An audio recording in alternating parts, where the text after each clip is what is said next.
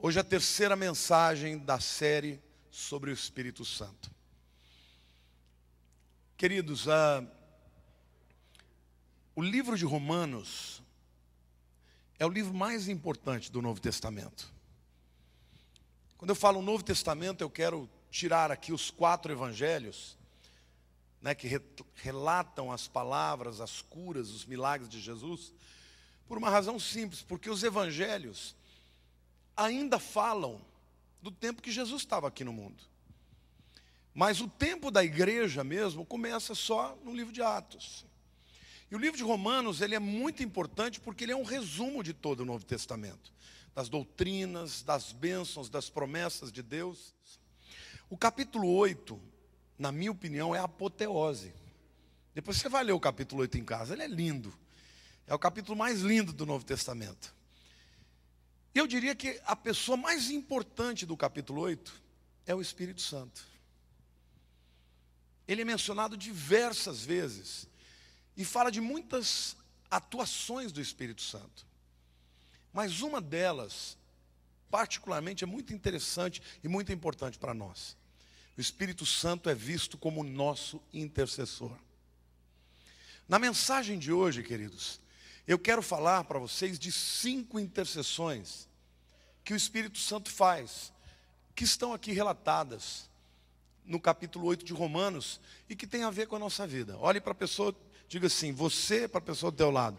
Hoje você vai aprender quais são as 5 intercessões que o Espírito Santo faz por você. Amém? Está pronto para ouvir, para receber e para aprender?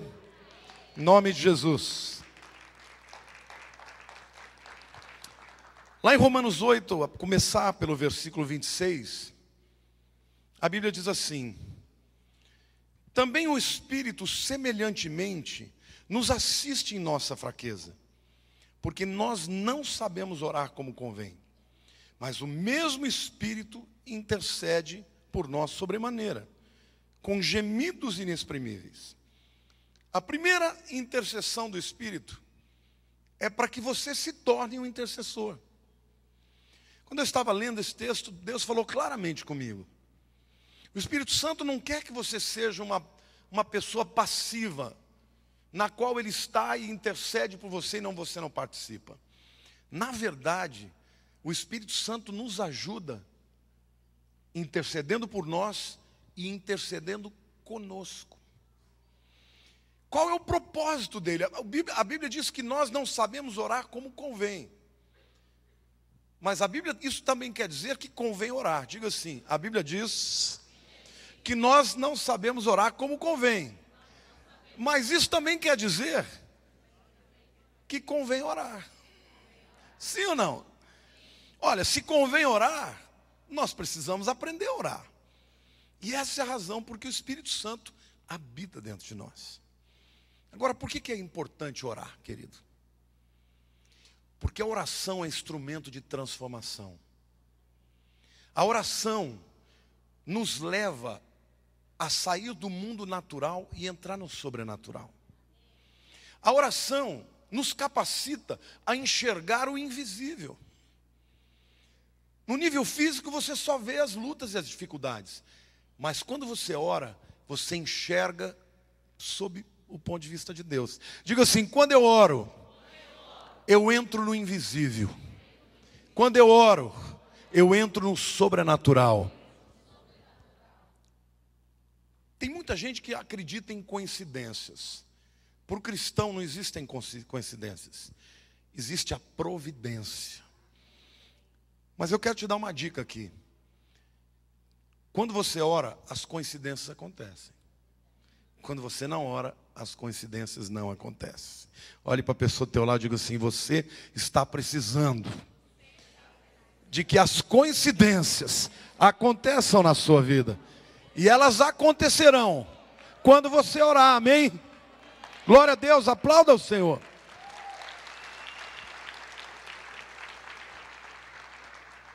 A Bíblia é tão enfática e clara sobre a importância da oração, que ela diz que o professor que Deus destaca para nos ensinar a orar é o próprio Deus. O Espírito Santo. Deus não faria com que o Espírito Santo estivesse em você, orando por você e orando com você, se não fosse importante orar. Diga assim: oração não é um chamado para poucos, oração é um chamado para todos. E a Bíblia diz que nós não sabemos orar como convém, porque a gente é fraco. Mas tem um que é forte, que está dentro de nós, e que nos ajuda a orar como convém. Diga assim: o Espírito Santo me ajuda a orar como convém, porque convém orar. Amém? Você pode aplaudir o Senhor e dizer: eu creio, em nome de Jesus. Aprenda a orar. Aprenda a orar quando você estiver vivendo momentos difíceis. Aprenda a orar quando todas as portas fecharam. Ore ao Senhor. A oração é sempre uma porta aberta quando não há. Tem gente que vem muitas vezes no meu gabinete e fala: pastor, me ajuda no meu problema, eu já fiz de tudo, só falta orar. Deveria ter orado desde o começo. Amém? Primeira intercessão do Espírito por nós é para que nós nos tornemos intercessores. Há um grupo de intercessores americanos que eles usam uma palavra inglesa, push. Push é empurrar. Como um acrônimo. Pray until something happens. Ore até que alguma coisa aconteça. Você vai orar até quando mesmo? Até acontecer. Amém? Deus quer que você seja um intercessor. E para isso, o Espírito Santo intercede por você, para que você aprenda a orar como convém. A segunda intercessão do Espírito nesse texto é que ele intercede para que nós vejamos as coisas pela perspectiva de Deus. A nossa ótica é diferente da ótica de Deus. Nossa ótica é limitada. Quando você é jovem, eu me lembro que quando eu era jovem, e eu falava para minha mãe: mãe, por que você usa óculos para ler? Ela falava: filho, porque eu não enxergo. Eu falava: como assim não enxerga? Eu abri um livro e falava: você não consegue ler? Não, sem os óculos não. Eu falava: mas que esquisito, eu vejo tão perfeito. Hoje é um borrão. Sem meus óculos de leitura eu não sou ninguém. A nossa visão é assim: ou você é míope, ou você é presbíope, ou hipermétrope. Eu não sei qual é a tua deficiência de visão, mas eu quero te dizer que o teu Deus tem uma visão perfeita, e Ele quer que você aprenda a enxergar pela sua perspectiva. E o texto de Romanos continua dizendo: porque segundo a vontade de Deus é que Ele intercede pelos santos. Sabemos que todas as coisas cooperam para o bem daqueles que amam a Deus. Essa é a ótica de Deus. Todas as coisas, diga todas as coisas, cooperam para o bem daqueles que amam a Deus. Amém ou não? Às vezes, queridos, é difícil de você achar que todas as coisas cooperam para o bem. Enfermidade, dor, luta, problema financeiro, problema familiar. Tem tantos problemas na vida que você fala: não, isso aqui não pode trazer bem nenhum para mim. Mas a palavra de Deus para você é que todas as coisas cooperam para o bem dos que amam a Deus. Quantos aqui amam a Deus? Então isso acontece para o teu bem. Hoje você pode não estar enxergando, mas um dia Deus vai abrir os seus olhos para que você enxergue na perspectiva de Deus. Amém? Eu quero ler um texto de uma história na Bíblia que ilustra muito bem esse princípio. Está lá em 2 Reis, capítulo 6, os versículos 8 a 17. Eu vou ler, depois eu explico. O rei da Síria fez guerra a Israel e, em conselho com seus oficiais, disse: em tal e tal lugar estará o meu acampamento. Mas o homem de Deus, é Eliseu aqui, mandou dizer ao rei de Israel: guarda-te de passares por tal lugar, porque os sírios estão descendo para ali. O rei de Israel enviou tropas ao lugar de que o homem de Deus lhe falara, e de que o tinha avisado, e assim se salvou. Não uma, nem duas vezes. Então, tendo se turbado com esse incidente o coração do rei da Síria, chamou ele os seus servos e lhes disse: não me fareis saber quem dos nossos é pelo rei de Israel? Respondeu um dos seus servos: ninguém, ó rei, meu senhor. Mas o profeta Eliseu, que está em Israel, faz saber ao rei de Israel as palavras que falas na tua câmara de dormir. Ele disse: ide ver de onde ele está, para que eu mande prendê-lo. Foi-lhe dito: eis que está em Dotã. Então enviou lá cavalos, carros e fortes tropas. Chegaram de noite e cercaram a cidade. Tendo se levantado muito cedo o moço do homem de Deus e saído, eis que tropas e cavalos haviam cercado a cidade. Então seu moço lhe disse: ai, meu senhor, que faremos? Eliseu respondeu: não temas, porque mais são os que estão conosco dos que estão com eles. Orou Eliseu e disse: Senhor, peço-te que lhe abras os olhos para que veja. O Senhor abriu os olhos do moço, e ele viu que o monte estava cheio de cavalos e carros de fogo em redor de Eliseu. Essa história é a seguinte: Israel estava guerreando com os sírios, e o rei da Síria preparava emboscadas.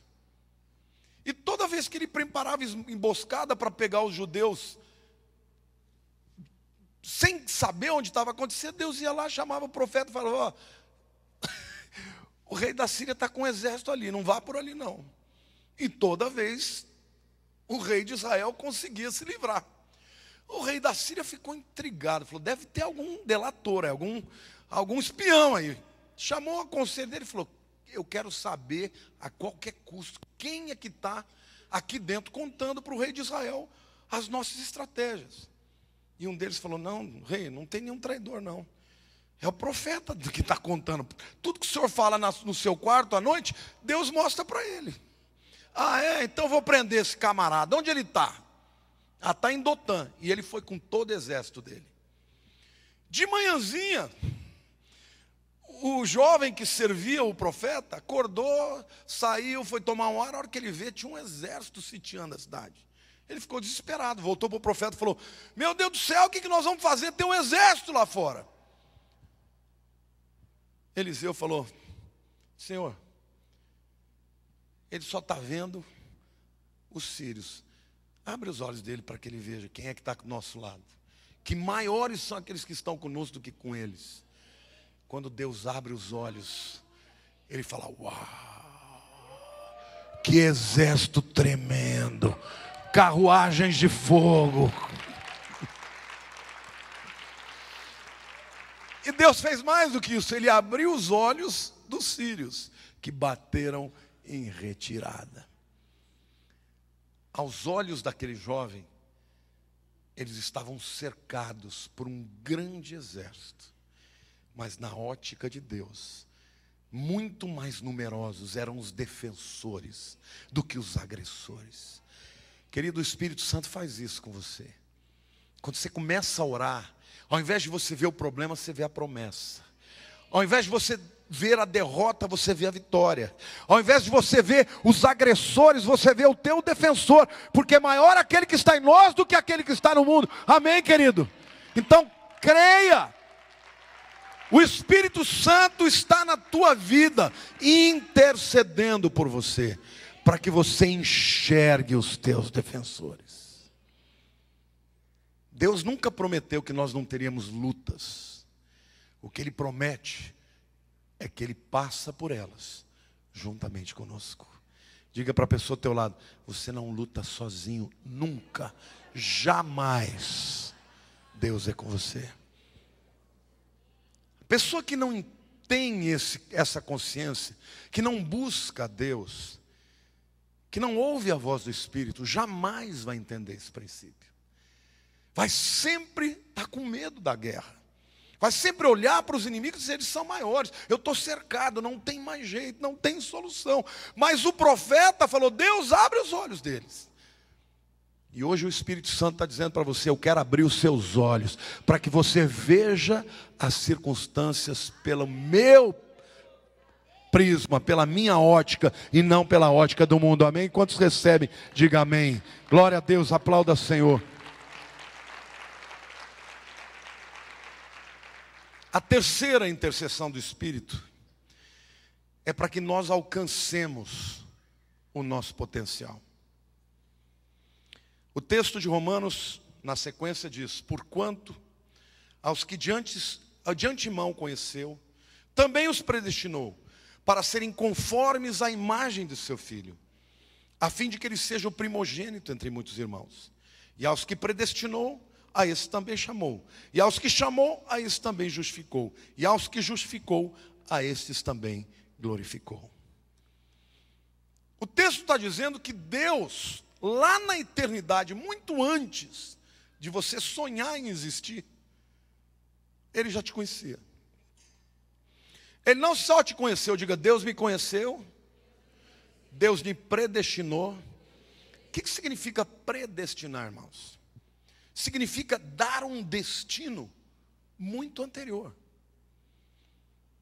E a Bíblia diz que Ele não só predestinou, como Ele chamou. O chamar é no tempo.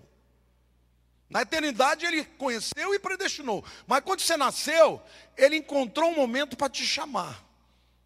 E quando você ouviu o chamado de Deus e você disse sim, não é porque você era bonzinho ou porque você quis fazer isso, mas porque Deus te chamou. A Bíblia diz que Deus já escolheu a Jacó antes dele nascer. Tinha Jacó e Esaú, dois. A história dizia que o primogênito tinha o dobro da herança. E o primogênito era o Esaú. Mas a Bíblia diz que Deus escolheu a Jacó. Não foi Jacó que escolheu Deus. Foi Deus que escolheu Jacó. Então eu quero que você saiba de uma coisa, querido: que Deus te chamou, te conheceu, te predestinou e te chamou. Para quê? Para que você seja parecido com o seu Filho Jesus. Olha para o teu irmão e diga: que potencial! Que potencial! Deus te chamou e falou: você vai ser parecido com o meu filho. Querido, desde que a gente nasce, as pessoas nos botam para baixo. É verdade, não é? Esse mundo é mau, gente. As pessoas pisam nas outras porque tem religião diferente, porque tem cor diferente, porque tem status social diferente. Qualquer que seja a diferença, o camarada sofre. Na escola ele começa a sofrer bullying desde pequeno. Se ele é mais mirradinho, mais fraquinho, ele vai apanhar dos valentões. Não é? Se ele é mais inteligente, ele vai apanhar dos burros. A vida inteira. Se ele não tem o padrão de beleza, é gordinho, é gordão, é geleia, é todo tipo de apelido para botar para baixo. Mas eu quero te dizer que o decreto de Deus para a tua vida é para te botar para cima. Porque o potencial de Deus para a tua vida é ser parecido com o seu Filho Jesus. Amém ou não? Diga assim: eu tenho um grande potencial. Eu vou dar um exemplo do que é um potencial.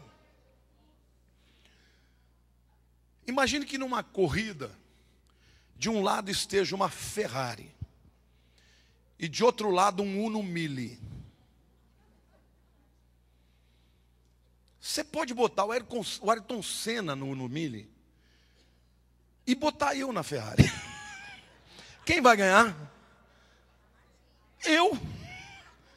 Vou dar umas 5 voltas em cima do Uno Mille. Por quê? Porque a Ferrari tem potência. Eu quero te dizer, querido, que quando Deus te criou, Ele já te criou com o potencial de ser semelhante a Jesus. Ele não te chama, ainda que o diabo tenha dito que você não tem valor, que você é um fracassado, ainda que a tua vida inteira, às vezes até os pais se prestam a esse tipo de serviço para diminuir o filho. Você não faz nada direito, seu burro, não vai virar nada.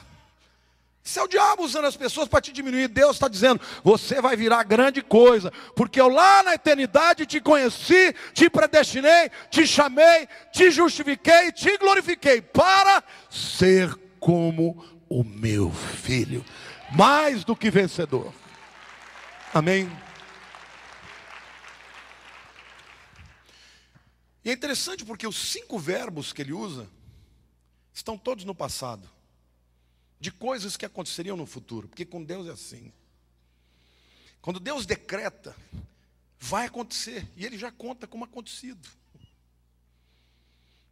Né? Se você olhar para o texto, 3 desses verbos de fato acontecem no passado. Conheceu, predestinou e chamou.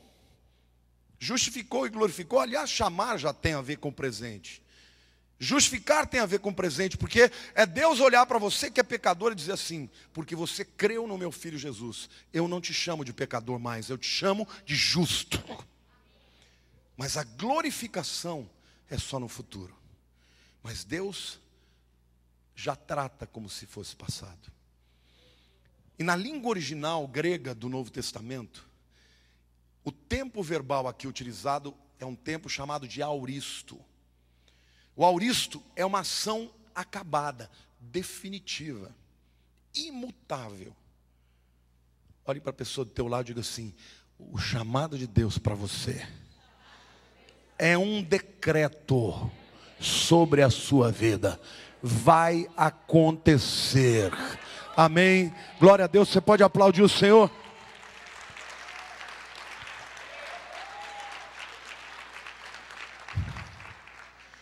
Jesus disse, no mundo tereis aflições, mas tem de bom ânimo, eu venci o mundo. Ele nunca disse que você não vai ter aflição, que não vai ter problema. Ele diz, bom ânimo. Fique animado, esfregue as mãos, diga, Deus é bom, Deus é Senhor da minha vida, e Deus sabe o que é melhor. Amém? Você não está entregue ao léu, não está entregue à própria sorte, você está debaixo de um Deus que decreta sobre você o melhor. E a Bíblia diz claramente que você tem um grande potencial, porque Deus te fez com esse potencial. O inimigo não quer que você acredite. O inimigo quer que você olhe para trás e tenha culpa. O inimigo quer que você olhe para frente e tenha medo. Mas Deus quer que você olhe para trás e diga, aleluia, Ele já me conhecia. Ele quer que você olhe para frente e diga, aleluia, porque eu sei para onde eu estou indo, eu sei de onde eu vim, eu sei para onde eu vou. Querido, sabe quem é a origem da tua vida? É Deus. Não é o macaco, não é a ameba, é o Criador que está lá na eternidade passada. E é o próprio Deus que é o teu destino, é para Ele que você vai. Então não tenha medo de nada nessa vida.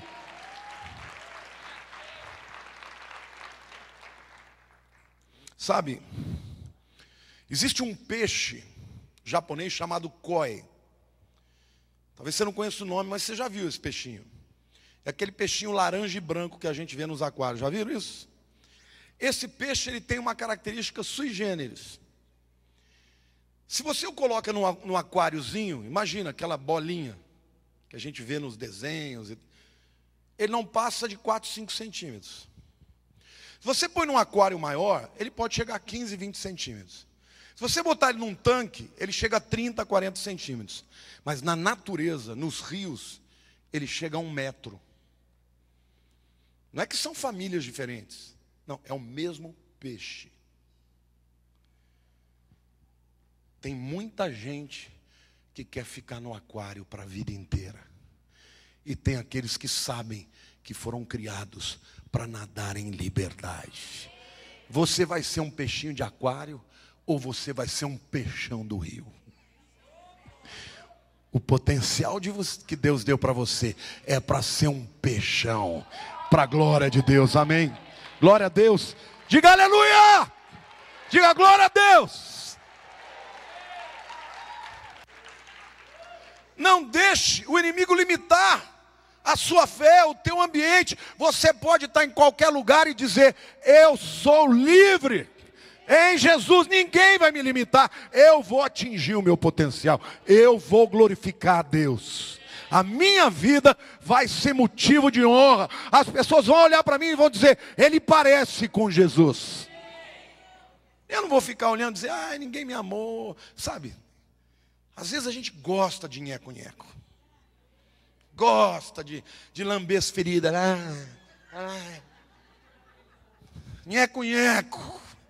Para de nheco-nheco. Fala: eu vou sair fora desse aquário. Eu vou viver na liberdade que o Espírito Santo me dá. Amém? Aplauda o Senhor, glória a Deus. Deixa Deus operar na tua vida e liberar esse potencial. A quarta intercessão que o Espírito faz pela tua vida é para que nós sejamos positivos. Eu vou fazer aqui algumas afirmações, depois eu vou fazer uma pergunta para vocês. Tiago e João têm um problema. Tiago e Kiko têm um problema. Tiago e Ronald têm um problema. Tiago e Marluce têm um problema. Qual a conclusão que vocês tiram? O problema é o Tiago. Sim ou não? Uma pessoa pessimista é assim. Onde ela chega, ela causa problema. Por quê? Porque ela nunca vai ver o bem de ninguém, nunca vai ver o bem de nada. Ela sempre vai criticar. Levanta de manhã, tá sol, fala: ih, vai ser duro, porque eu vou ficar o dia inteiro, vou suar, vou feder. Levanta no dia seguinte, tá chovendo, fala: ih, vou me molhar inteiro, vou entrar no ar-condicionado, vou pegar a gripe. Deus não te chamou para ser uma pessoa pessimista. Deixa eu dizer uma coisa, isso aqui não é uma mensagem de autoajuda, não, isso é a palavra de Deus. O apóstolo Paulo, nesse capítulo, ele estava tremendo, cheio do Espírito, ele faz algumas perguntas retóricas. Aquele tipo de pergunta que você não tem como dar outra resposta a não ser a que ele quer. Ele começa dizendo assim: que diremos, pois, à vista dessas coisas? Se Deus é por nós, quem será contra nós? Responde para mim. Ninguém, diga ninguém. Segunda pergunta que ele diz: aquele que não poupou o seu próprio filho, antes por todos nós o entregou, porventura não nos dará graciosamente com ele todas as coisas? Diga sim. A terceira pergunta: quem intentará acusação contra os eleitos de Deus? É Deus que o justifica. Diga quem? Ninguém. A quarta pergunta: quem os condenará?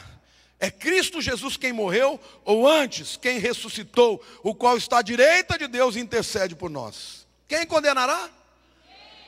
O acusador a gente sabe que é o diabo. Mas se você tem um acusador que é o diabo, você tem Jesus como advogado. Quem é melhor? Quem conhece melhor a lei? Quem tem mais poder?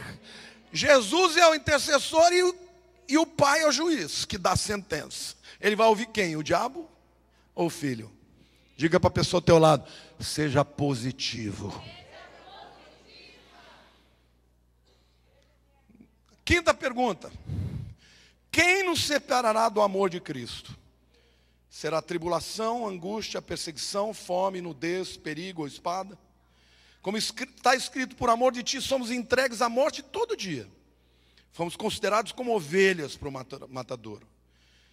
Em todas essas coisas, porém, somos mais que vencedores, por meio daquele que nos amou, porque eu estou certo, bem certo, de que nem a morte, nem a vida, nem os anjos, nem os principados, nem as coisas do presente, nem do porvir, nem os poderes, nem a altura, nem a profundidade, nem qualquer outra criatura poderá separar-nos do amor de Deus, que está em Cristo Jesus, nosso Senhor. Aleluia!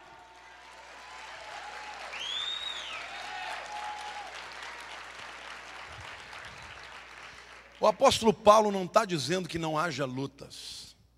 Ele cita, até porque os cristãos naquela época, queridos, só por serem cristãos eles morriam. Então ele começa a dizer: quem pode nos separar do amor de Deus? É a morte? É a vida? Muitos morriam por Jesus e hoje também morrem. Lá na Síria, no Iraque, tem gente morrendo porque se declara cristão, decapitado, crucificado. Agora você vai dizer que esses camaradas são perdedores? Não, eles são mais do que vencedores. A Bíblia diz que esses camaradas vão andar no céu com vestes diferenciadas, com coroas diferenciadas. E as pessoas vão dizer, quem são esses? Estão com uma veste galar diferente. Estes são os que lavaram as suas vestes no sangue do Cordeiro, que morreram por causa da sua fé. São mais do que vencedores. Será a morte, será a vida, a enfermidade. Nada disso, meu querido, te torna um derrotado. Nada disso pode fazer de você um pessimista. Esta vida nos reserva dor mesmo. Dor de perder alguém que a gente ama.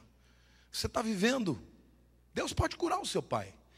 Mas, minha amada, se Deus o levar, Ele não vai chegar lá de qualquer jeito.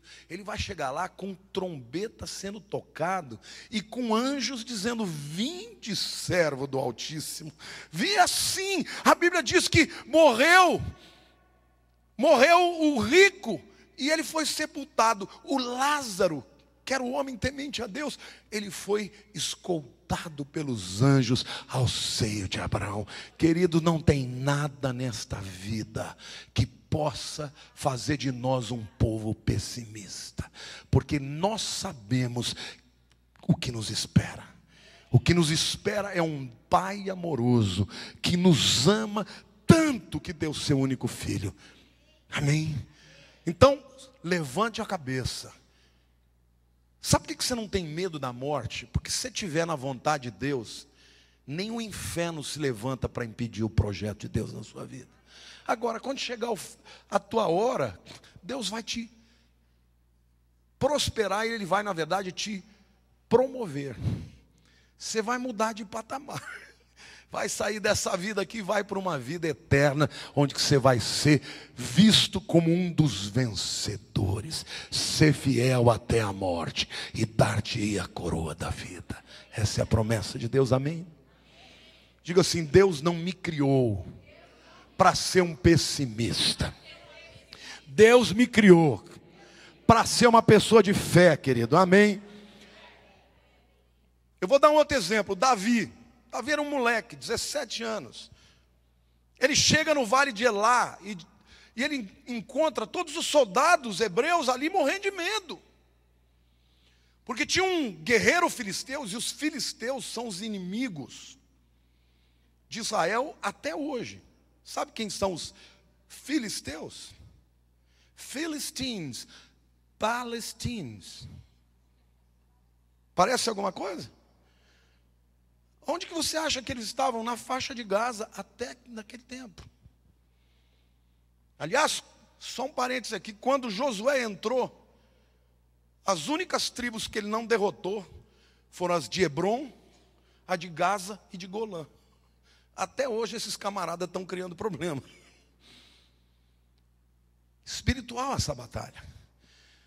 Mas tudo bem, voltando para a situação. Davi chega e está todo mundo amedrontado, porque Golias era muito grande. E a Bíblia diz que Davi se colocou, falou, eu vou matar esse circunciso. Ninguém queria que ele fosse. O irmão disse, volta para tuas ovelhinhas lá que são poucas. Saul falou, mas escuta, você não é guerreiro, você não consegue lutar nem com um dos nossos, imagine com ele. Ele falou assim, mas esse incircunciso está se levantando contra o Deus de Israel. Eu vou matá-lo. Eu já matei o urso, eu já matei o leão. Eu vou matar. Saul falou, então toma minha armadura. Ele vestiu, não dava nem para carregar. Ele falou, não, eu vou do meu jeito. E Golias falou, quem é esse moleque que vem, por acaso eu sou um cão para me atiçar, para me espantar com pedras? E Davi podia ter corrido dele, misericórdia, ele é grande demais.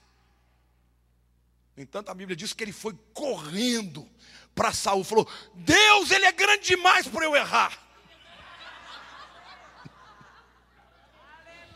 Essa cabeçona até de esquerda eu acerto. Vou de direita? Não, vou de esquerda.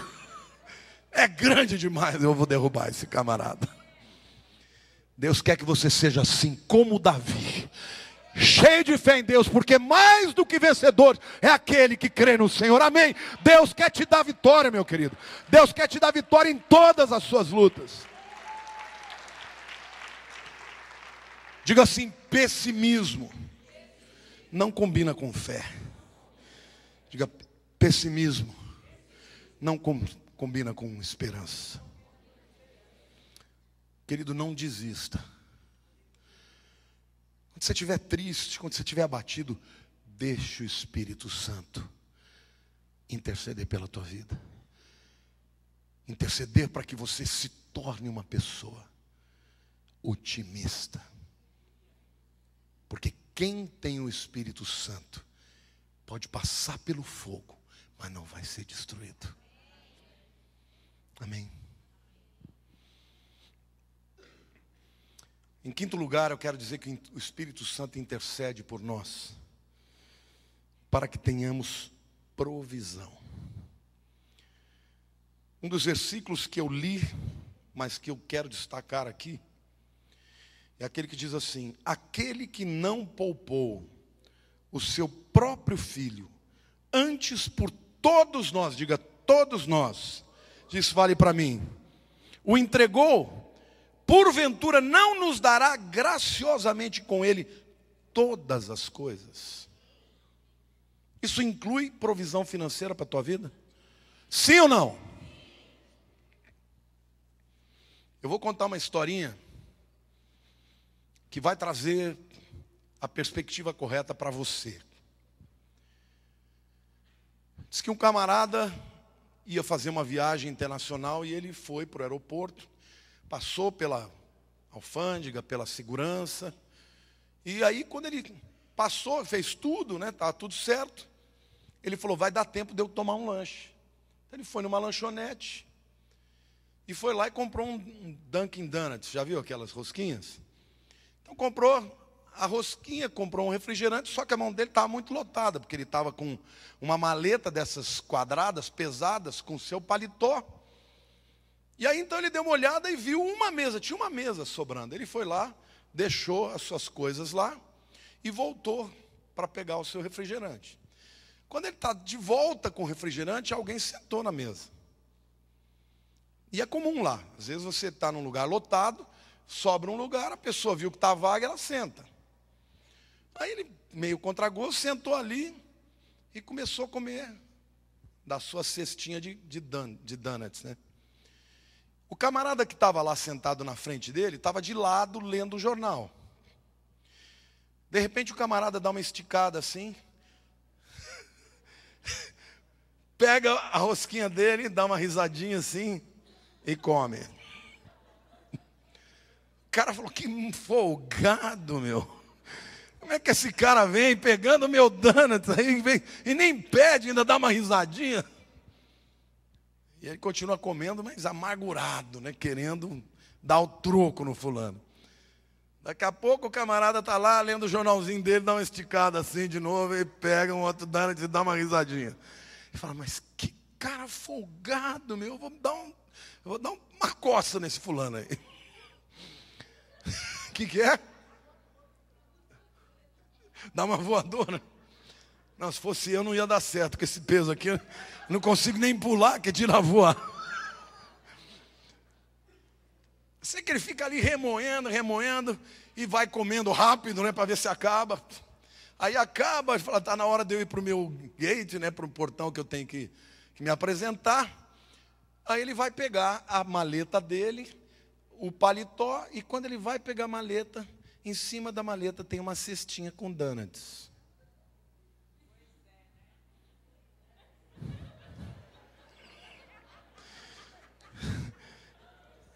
Entenderam ou não?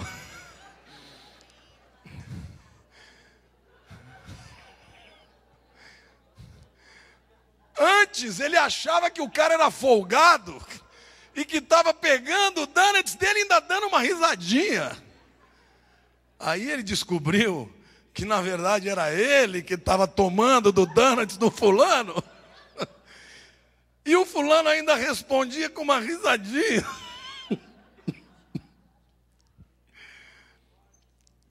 O que essa ilustração nos ensina? Quem é dono da cestinha é Deus, querido. Às vezes, nessa área financeira, principalmente quando o mundo começa a entrar em crise, a gente tem medo de dar uma oferta, tem medo de dar o dízimo. Por quê? Porque a gente tem a sensação de que a gente está tendo que dar algo que é nosso que a gente não quer dar. Mas a Bíblia diz que tudo pertence a Deus. Só que Deus graciosamente nos dá todas as coisas. É a risadinha, pode pegar. Pode pegar que da onde eu trouxe tem mais. Olhe para a pessoa do teu lado e diga: não tenha medo de ser generoso, porque o teu Deus é provedor da tua vida. Amém. Quando o Espírito Santo intercede por nós, uma das áreas que ele vai atuar é na área financeira, de nos dar segurança. Você não precisa ter medo de dividir com quem tem menos, ter medo de aceitar os desafios de Deus. Amém. Eu e a Lilian sempre fomos muito generosos. E toda vez que a gente tem um ato de generosidade muito grande, em seguida Deus vem e faz de um jeito para eu não ter dúvida que Ele nunca vai ficar devendo nada para mim. Por que eu estou dizendo isso? Porque hoje nós estamos vivendo num país onde todos os meios de comunicação são pessimistas. Você liga a televisão, você só ouve falar que a economia está ruim, cada dia um sendo preso, aí as pessoas dizem: Brasil acabou nada, meu irmão. Deus tem um plano para o Brasil. Por quê? Porque você e eu estamos aqui, e Deus vai fazer dessa nação um objeto de louvor para Ele. Amém? Desde quando Deus precisa que a economia dite as suas normas? Querido, lá na eternidade Ele já tinha escolhido, conhecido, predestinado, chamado, justificado e glorificado. Você vive nesse tempo, é nesse tempo que a glória dele vai ser manifesta na tua vida. Amém ou não? Não tenha medo de dar nada que o Senhor te pedir. Usar o seu talento, os seus dons, não importa. Tudo que você passa tem um propósito. Até as lutas que você está vivendo hoje fazem parte do propósito de Deus, de fazer você mais parecido com Jesus. O que Deus espera de você hoje? Muda o discurso. A Bíblia diz: a boca fala do que o coração está cheio. Quando o coração começa a amargurar, a pessoa fala um monte de besteira, sim ou não? Tem gente que fala assim: eu sou muito bom, mas quando me dá os 5 minutos... Mas tem gente que os 5 minutos é a vida inteira. É o estupim curto, você dá uma cutucadinha, não é? Uma pessoa dessa está cheia do quê? Cheia de porcaria dentro. Começa a deixar o Espírito Santo transformar o teu interior. A hora que você tiver vontade de falar uma coisa ruim, fale boa. Ao invés de declarar coisas ruins para o Brasil, declare: Deus vai transformar esta nação. Quando você vira um fulano sendo preso, fala: glória a Deus, é a justiça de Deus trazendo os bandidos para a cadeia. Mas vai ser restaurada esta nação. Amém ou não? Quantos podem aplaudir o Senhor e dizer: eu quero viver esta esperança? Isto vale para a nossa nação, isto vale para a nossa família, isto vale para a nossa vida como pessoa. O Espírito Santo está dentro de nós, intercedendo para nos transformar pessoas, em primeiro lugar, que sabem orar. Diga: em primeiro lugar, o Espírito quer me ajudar a ser um intercessor. Diga: em segundo lugar, Ele intercede por mim, para que eu veja a realidade pelo prisma de Deus. Diga: em terceiro lugar, o Espírito Santo intercede por mim, para que eu desenvolva o meu potencial. Diga: eu sou uma Ferrari no reino de Deus. Amém? O inimigo vai comer poeira. Ele vai ver minha luz do retrovisor. Amém ou não? Eu só vou enxergar o meu inimigo pelo retrovisor. Diga: em quarto lugar, o Espírito Santo intercede por mim, para me tornar uma pessoa positiva. Sabe como que é positivo? Você olha para o problema e você diz, vai dar certo. Para de ser crente urucubaca. Tem crente urucubaca, parece que vibra quando a coisa dá errado. Sabia? Eu tinha certeza. Não, vai dar certo em nome de Jesus. Olha para a pessoa do teu lado e fica, Deus é bom. Deus é bom. Ele é Senhor dos senhores. Amém. Aplauda o Senhor, libere esse espírito de louvor.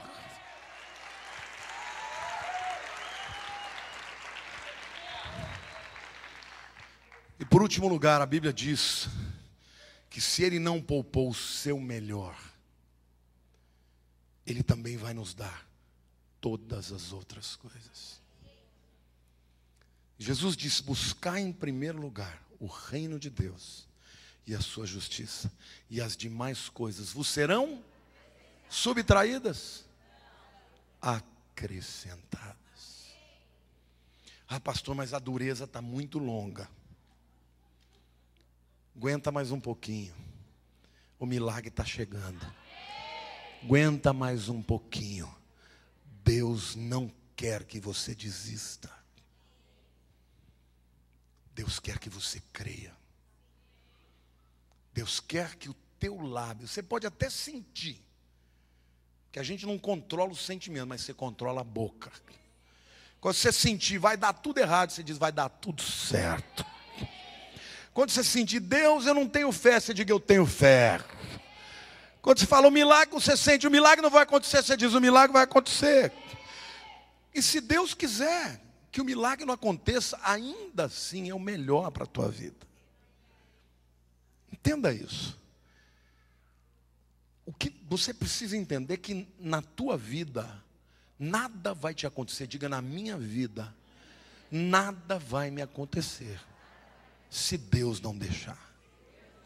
Diga, se Deus deixar, é para o meu melhor. Porque todas as coisas cooperam para o bem dos que amam a Deus. Não tenha medo de se entregar ao Senhor.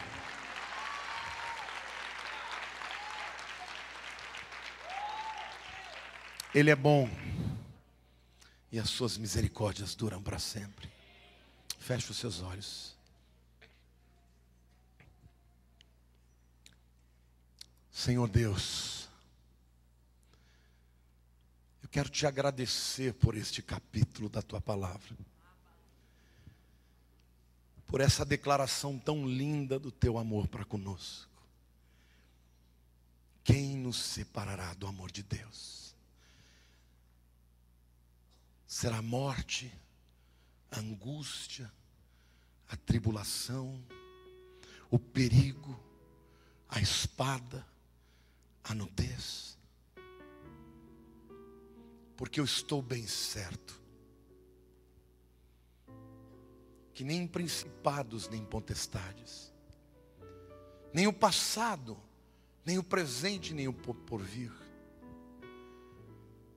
nem principados, nem potestades, nem qualquer criatura pode nos separar do amor de Deus que está em Cristo Jesus. Vou contar um segredo para você. Se você for inteligente, você guarda para a tua vida inteira. Sabe o que você sente aí na tua alma? Não ouça isso. Esse é o campo de batalha. A alma é o nosso ponto fraco. Não tem ninguém nesse mundo que não se abale na alma. Até Jesus no Getsemane, ele falou, Pai, se houver outro jeito, que eu não tenho que tomar esse cálice. A alma dele, ele diz, está angustiada até a morte. Então, não ouça o que a tua alma te diz. É mentira. Ouça o que a palavra diz. Porque a palavra de Deus é um decreto. Quando a tua alma estiver dilacerada, ao invés de você chegar perto de uma pessoa que vai continuar te botando para baixo, procure gente de fé. leia a Bíblia e diz: Senhor, a minha alma está assim, mas eu não estou nem aí para a minha alma. Eu estou aqui diante da tua palavra, o teu decreto sobre a minha vida. Eu vou andar sobre ela. E você vai experimentar as vitórias de Deus na sua vida. E você vai dizer: valeu a pena. Não subestime o inimigo das nossas almas. Ele conhece todas as suas fraquezas. Ele sabe de todas as feridas da tua alma. E ele não vai jogar limpo. Ele vai jogar sujo. Porque se ele puder te dominar na alma, ele vai tentar retardar o propósito de Deus na sua vida. Então, ande em cima da palavra. Deus nunca vai te avaliar pelos teus sentimentos. Deus vai te avaliar pela tua decisão. É por isso que a Bíblia diz que aqueles que vão andando e semeando, chorando, com júbilo ceifarão. Às vezes o tempo da colheita é o tempo do choro. É o tempo da afronta. É o tempo da angústia, da humilhação, da dificuldade. Mas você está semeando a palavra. Você está semeando a palavra na tua vida. E o Senhor te promete: aqueles que andam semeando com choro, com júbilo ceifarão. Quando chegar a hora da colheita, querida, você vai arreganhar um sorriso. E a Bíblia diz: então se diziam entre as nações: grandes coisas fez o Senhor por eles. E eu profetizo isso na tua história. Deus vai fazer grandes coisas na tua vida. Amém? Levante a mão para o céu e diga: Senhor Deus, eu te agradeço pela tua fidelidade. Eu te agradeço porque o Senhor nos enviou o próprio Filho para morrer no nosso lugar. E eu te agradeço hoje pela pessoa do Espírito Santo que habita em mim e intercede por mim, para que eu alcance o teu propósito neste mundo. Em nome de Jesus eu oro. Amém. Que Deus abençoe uma semana muito abençoada para todos vocês.